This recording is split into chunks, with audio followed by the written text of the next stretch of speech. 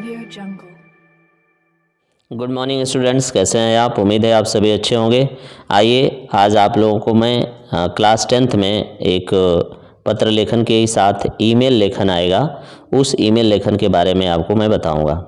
यहाँ देख रहे होंगे ईमेल का अर्थ। तो सबसे पहले हम ईमेल के अर्थ के बारे में देखेंगे, इसके बाद इसका प्रारूप देखेंगे, इसकी विशेषताएं देखेंगे और फिर एक ईमेल भी मैं आपको प्रस्तुत करूँगा। तो इस तरीके से आप आइए देखते हैं ईमेल का अर्थ। तो यहाँ देख रहे हैं ईमेल शब्द इलेक्ट्रॉनिक मेल शब्दों का संक्षिप्त रूप होता है। यह पत्र भेजने का सबसे आधुनिक और तीव्र माध्यम है, इसलिए इसे तीव्रगामी या द्रुतगामी पत्र के नाम से जानते हैं। इसे डाकघर के माध्यम से नहीं भेजा जाता, बल्कि कंप्यूटर या आधुनिक स्मार्टफोन के माध्यम से भेजा जाता है। यह सब सूचना और संप्रेषण तकनीकी के द्वारा संभव हो पाता है। कंप्यूटर और मोबाइल फ़ोन ने आज के परिवेश में आधुनिक युग में बहुत बड़ी क्रांति प्रस्तुत कर दी है। आइए अगला पेज हम देखते हैं। इसमें आपको देखने को मिलेगा कि ईमेल के मुख्य उद्देश्य और विशेषताएं क्या हैं, क्यों ईमेल लिखने की ज़रूरत पड़ी, क्यों इसको हमने शुरू किया। तो इसका देखिए ईमेल के मुख्य उद्देश्य और विशेषताएं क्या क्या हैं। ईमेल तेज़ गति से संदेश भेजने के काम आता है, पहला है। दूसरा है कि कम खर्च और कम समय में निश्चित रूप से संदेश भेजा जाता है। निजता को बनाए रखते हुए सुरक्षित रूप से संदेश भेजना होता है। निजता का मतलब होता है अपनत्व, अपनापन। मीन्स यदि हम कोई सीक्रेट बात भी भेजना चाहें तो इसके माध्यम से भेज सकते हैं। कागज़ एवं श्रम की बचत इसमें होती है। जैसे आदमी पत्र लिखता है तो उसमें कागज़ लगता है, पेन लगता है, तो उन सारी चीज़ों की इसमें बचत हो जाती है।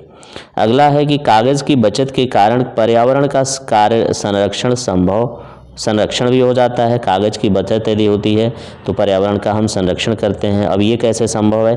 कागज़ जानते ही हैं किससे बनता है। तो जब कागज़ पेड़ पौधों से बनता है, यदि पेड़ पौधे कागज़ की आवश्यकता नहीं रहेगी तो पेड़ पौधों को काटना मतलब मना हो जाएगा, उसका संरक्षण होगा।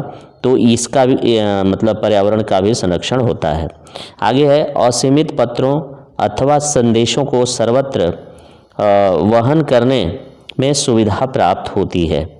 असीमित पत्रों तथा संदेशों को सर्वत्र वहन करने का मतलब ले जाने वाली जो व्यवस्था है उसमें भी सुविधा होती है। कंप्यूटर के अलावा इसे हम मोबाइल से भी कर सकते हैं, लैपटॉप से कर सकते हैं, टैब से कर सकते हैं, या इसके अलावा और भी कोई आधुनिक तकनीकी साधन है तो उसके द्वारा भी हम संदेश को भेज सकते हैं और ये भेजना हमारे लिए आसान हो जाता है। आइए नेक्स्ट पेज को हम देखते हैं। यहाँ नेक्स्ट पेज पे आपको मिलेगा ईमेल लेखन का प्रारूप, मतलब ईमेल कैसे लिखते हैं, उसके क्या क्या प्रारूप होते हैं।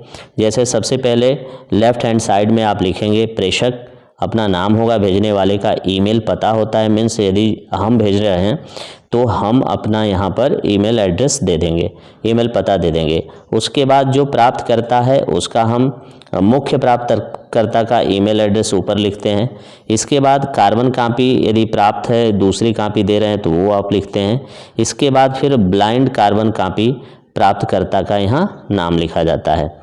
इसके बाद विषय है, सब्जेक्ट, क्या सब्जेक्ट है, क्या मतलब विषय है संदेश का, उस संदेश के विषय को यहाँ पर लिख दिया जाता है। इसके बाद आप संदेश लिखना शुरू करते हैं। तो संदेश लिखने के लिए 4 से 5 लाइन में संदेश होता है, वो संदेश की विषय वस्तु आप यहाँ प्रस्तुत कर देते हैं। आइए नेक्स्ट पेज पे हम देखते हैं ईमेल कैसे लिखा जाता है। यहाँ पर देखिए कक्षा 10वीं की परीक्षा में पूर्व अध्यापन की अच्छी व्यवस्था कराने के लिए प्रधानाचार्य एवं शिक्षकों की कृतज्ञता व्यक्त करते हुए ईमेल लिखने को दिया जा रहा है। तो इसके लिए सबसे पहले क्या करेंगे, टू लिखा हुआ है, मतलब देव प्रिंसिपल करके ये है @gmail.com, ये उनका एड्रेस है। इसके बाद यहाँ पर है xyz@gmail.com, यहाँ पर आप देख रहे होंगे। इसके बाद सब्जेक्ट में क्या है, सब्जेक्ट इसका है कि पढ़ाई की अच्छी व्यवस्था के लिए कृतज्ञता ज्ञापन देना। मीन्स उस स्कूल में अच्छी पढ़ाई हो रही है, इसके लिए आप प्रिंसिपल को कृतज्ञता ज्ञापन सौंप रहे हैं। अब उसमें आप लिखते क्या हैं, जैसे यहाँ पर देखें सबसे पहले लेफ्ट हैंड में लिखते हैं मान्यवर। मान्यवर के बाद जो है अगले महीने बोर्ड की परीक्षाएं आरंभ होने वाली हैं। आपने परीक्षा से पूर्व सभी विषयों के अध्यापन की जो विशेष व्यवस्था की है उसके लिए मैं आपका और आप सभी अध्यापकों का आभार व्यक्त करता हूँ। सभी अध्यापक गण हमें अतिरिक्त समय में महत्वपूर्ण प्रश्नों का अभ्यास करा रहे हैं और हमारी विषय संबंधी समस्याओं का समाधान भी कर रहे हैं। इस अतिरिक्त तैयारी से हमें विश्वास हो रहा है कि हम सभी विद्यार्थी परीक्षा में अच्छे अंक प्राप्त करेंगे। इस अनुकंपा के लिए सभी विद्यार्थियों की ओर से एक बार पुनः आपका आभार प्रकट करता हूँ। तो इतना लिख लेंगे। इसके बाद नीचे लिखेंगे धन्यवाद सहित आपका आज्ञाकारी शिष्य।